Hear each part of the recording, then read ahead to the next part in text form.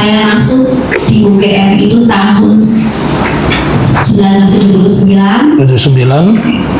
dan lulus Mei 1986. 86. Jadi KKN-nya tahun?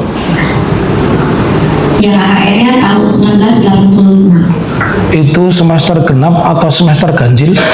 Saya KKN itu bulan Maret ya, Maret sampai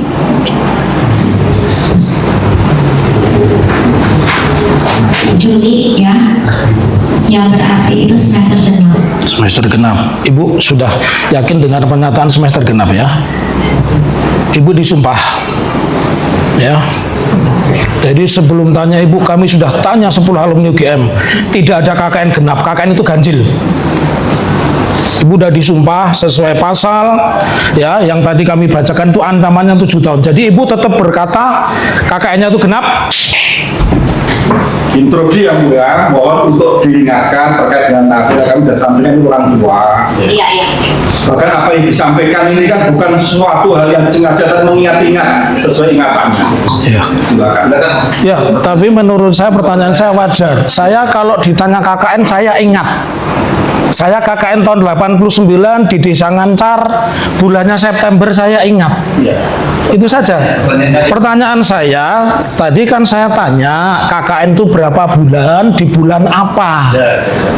Ya, dijawab beliau bahwa itu bulan genap. Bulan genap ya Bu? Tarik Pak ya. Kalau udah ingat, sampaikan. Iya. Udah ingat Ibu. Cukup? Tunggu. Yang saya tahu itu kan apa di bulan Maret sampai bulan Juni. Nah, permulaan semester itu kan dari bulan Juni. Ganjil itu kan dari bulan Juli sampai Desember tuh ganjil itu. Ya, Ibu KKN-nya bulan apa? Masa KKN 2 kali, Bu? KKN itu bulan apa? Waktu itu saya KKN memang itu bulan Maret sampai bulan Juni itu. Jadi KKN berapa bulan, Bu? 3 bulan. 3 bulan. Oke. Saya lanjutkan kembali ya, Bu ya. Saya lanjutkan. Iya. Itu ganjil atau genap? Ingat atau tidak? Saya nggak lihat ya. Ya. Oke. Saya lanjutkan kembali pertanyaan Ibu. Ibu dihadirkan di sini ini tahu ini permasalahan apa? Ya kalau tidak salah kan CLS. Ya silakan sepengetahuan Ibu ya. Ya saya tahunya cuma itu. Iya. Terus kalau Ibu tadi sebut CLS, hal apa yang digugat di dalam perkara ini? Tentang apa yang digugat dalam perkara ini? Ya saya tidak paham Pak. Tidak paham ya. Kemudian kalau Ibu tadi mengatakan tahu yang kami gugat CLS itu tahunya dari mana itu Ibu? Ya saya baca di medsos gitu. Baca ya. Tapi berhubung saya bukan Ya. orang hukum, jadinya saya tidak. Oke. Pertanyaan saya selanjutnya, Ibu kan lulus kemudian menjadi wira swastawan ya Bu. Ibu ya pernah tahu tidak Kementerian Pendidikan Tinggi, Sains dan Teknologi itu menyelesaikan perkara ini? Sepengetahuan Ibu? Saya tidak tahu. Tidak tahu, ya. Terus tentang permasalahan ini, Ibu merasa terganggu tidak? Ya saya tidak. Kan itu teman Ibu, katanya teman KKN. Ini kan persoalan ini kan negara, dalam gugatan kami itu negara tidak bersikap tentang polemik ijazah yang berkepanjangan dari 2017 sampai dengan hari ini. Nah, saya kan tidak, saya tanyakan apa yang Ibu rasakan? Ya, Terganggu tidak sebagai temannya atau apa begitu? yang saya rasakan adalah saya merasa prihatin. Oh, prihatin. Oke, terima kasih. Jawaban itu yang cocok kami tunggu. Terus kalau prihatin, tadi kan saya tanya ke Kementerian Pendidikan Tinggi, Saintek, Ibu tidak tahu yang sudah dilakukan oleh pemerintah UGM apa yang sudah ibu tahu, karena ibu prihatin ya bahwa ini ada teman kuliahnya begitu yang menjadi orang hebat sampai jasanya berlarut-larut, dan ibu prihatin yang sudah dilakukan UGM setahu ibu saja. Apa yang saya ketahui adalah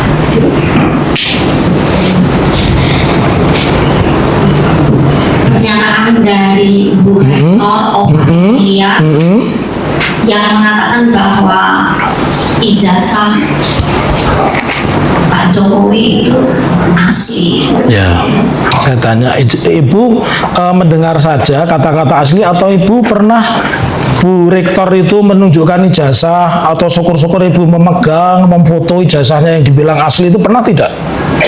Tidak pernah. Ya. Kemudian apakah dengan peristiwa ini karena berlarut-larut, lebih-lebih beliau itu tokoh top, ibu merasa dirugikan nggak sebagai kolega sesama alumni UGM begitu?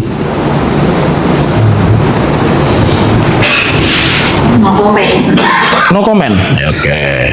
Kemudian dalam perkara CLS ini pernah nggak ibu mendengar bahwa di Jakarta pernah dilakukan gugatan, kemudian di PT UN, di Pengadilan Negeri Sleman juga pernah dilakukan gugatan terkait ijazah. Ibu pernah mendengar itu tidak? Pernah. Ya. Terus dengan banyaknya gugatan itu respon dari negara seperti apa, Bu? Baik dari UGM, Kemendikti Saintek itu seperti apa yang ibu alami? Karena ibu kan saksi fakta. No comment juga, Pak. No comment ya, tapi ibu tahu ya. Ya. Terus hingga hari ini sepengalaman ibu yang ibu alami itu pemerintah, entah itu GM, entah itu polisi sudah cukup menyelesaikan tentang isu ijazah? Ya kalau saya lihat apa di medsos itu sudah ada arah ke sana gitu. Arah ke sana sudah selesai belum pemerintah terkait dengan isu CLS ini? No comment, Pak. Oh, no comment. Oke, saya lanjutkan kembali. Nah, ini sekarang yang berkait dengan KKN ya Bu ya. Saya bertanya datar aja. Memang karakter saya begini. Tadi Ibu menyebutkan bahwa kepala desa saat itu namanya Pak Jendu. Yang Ibu ingat anaknya yang bernama Muhammad Soekarno. Ya, Moh-Karno. Pertanyaan saya, ada tidak anaknya Pak Lurah itu yang lebih istimewa dari Moh-Karno? Ya kayaknya sih nggak ada ya, apa yang saya kenal itu yang selalu mendampingi yang Ya. itu Pak Karno ini, Mas Karno ini. Ya. Kata beliau itu kan juga kalau ya hari Jumat, Sabtu dan Minggu itu pulang ke Ketoyan gitu, ya sering berbincang-bincang dengan kami. Pertanyaan saya selanjutnya, Ibu tadi kan mengatakan yang diingat Soekarno. Pak Jendu itu punya anak lain selain Soekarno, siapa Ibu? Ya kalau tidak salah namanya Sri, dan nah ini sifat itu ya panggilan gitu. Terus yang perempuan satunya lagi bernama Yayu. Ya, ya. Yang istimewa sekali dari anak, yang sangat istimewa dari anaknya, karena tidak semua keluarga itu punya anak istimewa seperti anaknya Pak Jendu. Ibu kan yang kenal, yang dikenal hanya Moh-Karno. Ada nggak yang istimewa? Ya maksudnya ini bagaimana Pak? Ya maksudnya beliau itu punya anak tunawicara. Ingat nggak? Kan itu istimewa. Gini Pak ya, ketika itu yang saya ini 3 orang ini saja. Ya, jadi Bu, Apa yang intens banget itu dengan. Oke teman-teman, kembali lagi bersama saya di channel ini. Teman-teman pasti kalian sudah melihat cuplikan video di atas bahwasanya sudah jelas palsu dan memang palsu. Yang penting lancar bayar termul buat membelanya hidup Bang Jack ya. Jadi kalau bulan Maret Juni maka ada kejanggalan bertambah atau menumpuk dengan penelitian ya. Jokowi dan penelusurian skripsi ya, mengingat penelitian waktu itu 1985 saat penerapan asas tunggal Pancasila birokrasinya bertele-tele ya, harus minta izin ya, rekomendasi dari Kadis Poldi ya, Yogyakarta, kantor Spolpol Kodia Surakarta. Kedua syarat administrasi dari Kadit DIY dan Kanspol Surakarta harus dimuat dalam lembaran terakhir dari skripsi. Nah, ini akibat Polri lembaga paling bobrok di Indonesia ya. Dia bukan keluarga saya ya, pasti anak-anaknya juga diajari cara berbohong. Nah, dan pasti cara mendapatkan ijazah palsu, jadi nggak perlu sekolah atau kuliah ya, butuh duit aja maka bisa dapat ijazah palsu. Nah, kau bingung sarjana UGM kurang latihan atau permainannya, jadi nggak lancar dalam menjawab pertanyaan. Nah, bohong itu nafas hidupku, tapi kebohongan aku mati. Hanya manusia tolol yang mau jadi saksi ngibul. Ya, mana nyambung 1985 sampai 1986 katanya KKN-nya bareng ini sudah tertular si Raja Ngibul. Nah, di sini semakin di sidang ini ijazah si pembohong, semakin banyak orang-orang yang muak neraka jahan ya. Jadi karena terus membayar orang disuruh berbohong jadi saksi ya palsu, pengakuan palsu, cerita palsu ya, semakin banyak mencari bukti atau pembenaran semakin banyak ketahuan palsunya. Nah teman-teman, zaman sulit cari kerjaan ya, kurang penghasilan, coba ya jadi saksi palsu, lumayan gajinya. Nah, melihat tumpukan duit walaupun haram ya, harga diri hilang walaupun umur sudah di pinggir hilang lahat ya. Simba ini KKN tahun 1986, Jokowi KKN 1985, mereka bisa ketemu di lokasi yang sama. Nah, sangat akrab bahkan sampai mangginya Jack ya, ini kan sudah gila otak sableng. Nah, kenapa para penegak hukum masih saja berdebat ya? Jelas Joko Widodo, Gibran, ada yang berani nangkap persidangan ini mau nyari apa ya, udah jelas ijazah mereka itu palsu ya. Jokowi berhasil membawa dosa jariahnya ke berbagai pihak untuk menanggungnya.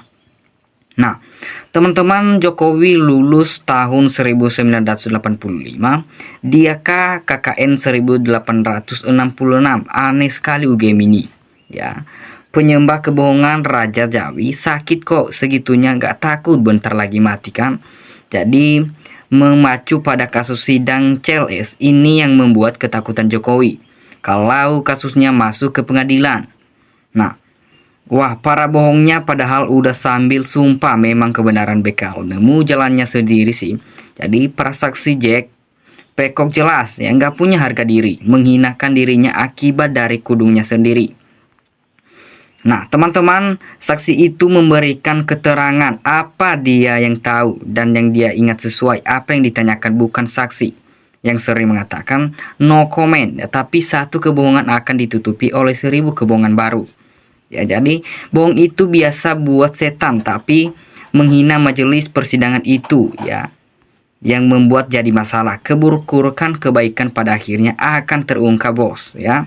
Walaupun dukung sejuta saksi, kalau palsu ya tetap palsu, mana mungkin mendadak asli ya. Orang yang waras gak mau jadi saksi Pihel Muyono. Jokowi dan petinggi terbul kehabisan cara sampai menghadirkan orang-orang bodoh ya. Satu, Jokowi menipu dengan ijazahnya. Kedua, SMK-nya hanya sebagai tipu-tipu politik. Ya, 3, banjir Jakarta yang tidak diurus ketika jadi presiden. 4, yang ternyata anaknya ikut berpolitik saat dia berjanji anaknya tidak berpolitik. Nah, 5, 11 juta tas kampanye atau debat persidangan hanya tipu-tipu politik. Nah, yang ke-6, ekonomi tidak meroket ketika dia bilang meroket. Ketujuh, kereta cepat yang dijanjikan tidak akan menyedot APBN, nyatanya pakai APBN. Ya. 8, IKN yang janjinya investor banyak antri ternyata tidak, dan lain-lain sebagainya. Nah, melihat tumpukan duit, walaupun haram, harga diri hilang, ya, walaupun umur sudah di pinggir lihat jalan. Nah, teman-teman, saksi itu memberikan keterangan, ya, apa yang dia tahu dan yang dia ingat sesuai apa yang ditanyakan, bukan saksi, ya, yang sering mengatakan 1000, ya. Jadi Kartul Pak Taufik mereka tidak mempersiapkan dengan baik bagi saksi dadakan. Ya, walaupun Jokowi tega banget ya, kasihan ibu ini, kan ibu ini dibayar buat bantu Jokowi. Pengakuan saksi pasti betul ya. Jack the Ripper tak pernah diketahui pasti identitasnya sampai kasus pembunuhan berantai berhenti, sama dengan ijazah Jokowi yang tak pernah bisa diketahui. Nah, jadi di sini keberadaannya mungkin sampai pemiliknya karena akan dibawa ke liang kubur ya. Nah, teman-teman, penipu dihalalkan ya, semua pembela maupun saksi jadi penipu semua. Itu tidak ada hukuman berat untuk para penipu. Ya, sungguh mahasiswa yang anomali. Sebelum KKN selesai, dia sudah tempat KKN Maret, Juni 1986, sementara tamatnya Mei 1986. Nah, padahal termu itu kalau ngibul dengan kebohongan, herannya kok ada yang percaya. Ya, Breskrim tahun 83, Jokowi tahun 85, teman KKN Jokowi tahun 86, mana yang benar? Ya. Nah, jadi katanya lulus UGM Mei 1986, tapi baru selesai KKN Juni 1986. Kok bisa ya sudah tuh lulus tapi belum selesai KKN? Nah, limpahkanlah rahmat pada mereka, hamba-hambamu yang berjuang di jalan kebenaran. Kumpulkanlah mereka kelak pada hamba-hambamu yang berjuang di jalan. Ya, ibu ini gak pernah jadi teman kuliah Jokowi. Ya, kok dijadiin saksi ijazah Jokowi? Kasihan, keterangan ngawur bikin malu aja. Nah, teman-teman, ijazah palsu, saksi palsu, maka banget ya buat nutupin polisi. Ya, Ketua Komisi 3, tolong lihat nih kelakuan polisi yang mendatangkan saksi. Ya, maaf, sekarang banyak orang tidak takut dosa dengan berbohong dengan segala cara demi mendapatkan uang. Ya, saksi memang dilindungi, tapi kalau bohong sebaiknya digugat. Ini saksi karena sesat menyesatkan.